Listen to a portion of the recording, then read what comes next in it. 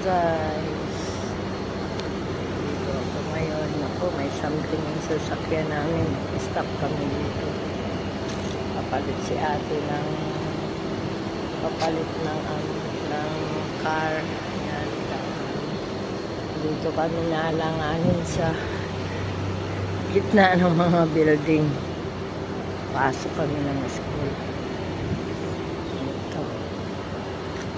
Antay ng reinforce, guys. Ganun talaga. Siyempre. Yan. Ay. Basta kayo, guys. Mga viewers dyan. Dito may stranded. This car namin nasira. Yan yung car namin. Na ano, may something daw, sabi ni ate.